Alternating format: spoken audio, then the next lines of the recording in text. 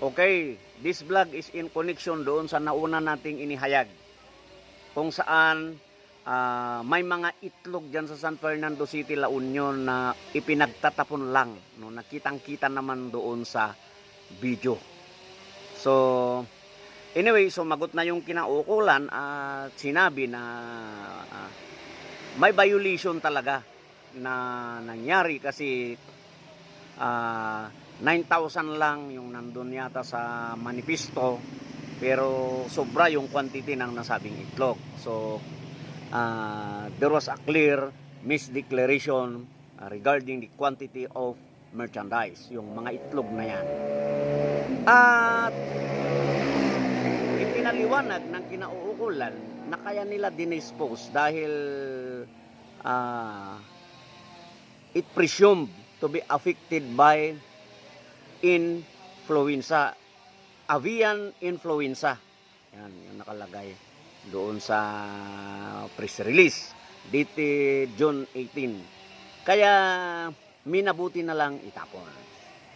So, malinaw naman na suspected, no, presumption. That is only a presumption. No, therefore it is inconclusive. So, doon pa lang, hindi dumaan sa proseso. Bakit inaksyonan agad ng ganon?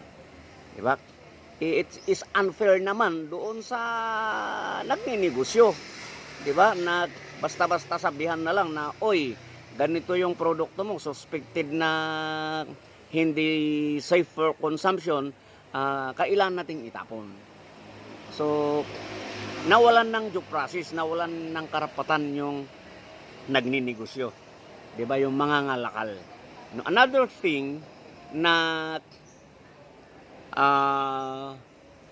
question natin is the way they dispose those eggs. Kasi nakita naman natin sa video, diba?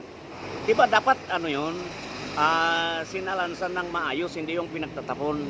Diba dapat yun inilagay doon sa safe na lugar para hindi maka-apekto. Kasi kung suspected yan na may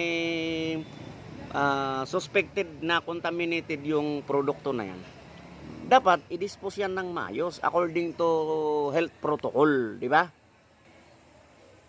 Bakit ganun yung ginawa na lantaran doon mismo sa publiko, kitang-kita pa. Kaya para sa atin medyo malasado yung explanation, although siyempre tatanggapin natin yun kasi kahit hindi naman natin tanggapin, yun yung paliwanag. Although sigurado ako na maraming impression ang taong bayan dito na negatibo, no? Kasi ako na nga lang talagang hindi ako kumbinsido na yun yung rason, no? Ako sigurado ako na may mas malalim na dahilan yan, no?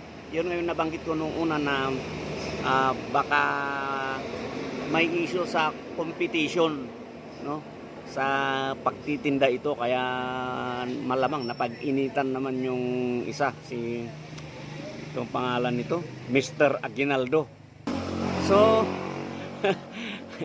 actually yung mga issue na to hindi na dapat natin pinapakialaman pero malinaw naman kasi na ang dating sa atin ay hindi maganda yung action taken na ginawa, shortcut, hindi nasunod yung proseso. Tapos siyempre inapi talaga, no, yung mga ngalakal, talagang naapi siya kasi siyempre malulugi siya diyan, napapahiya pa siya kasi hindi naman dapat ganun ang disposition, di ba? Kung may violation, hindi dapat ganun.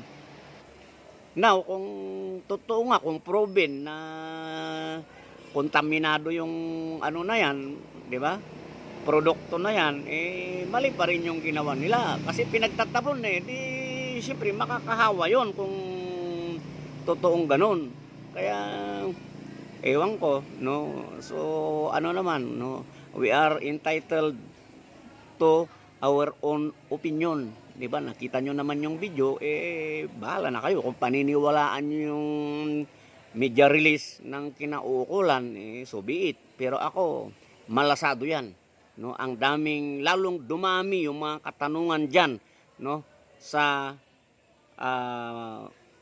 issue na yan dahil doon sa malasadong explanation ng kinauukulan.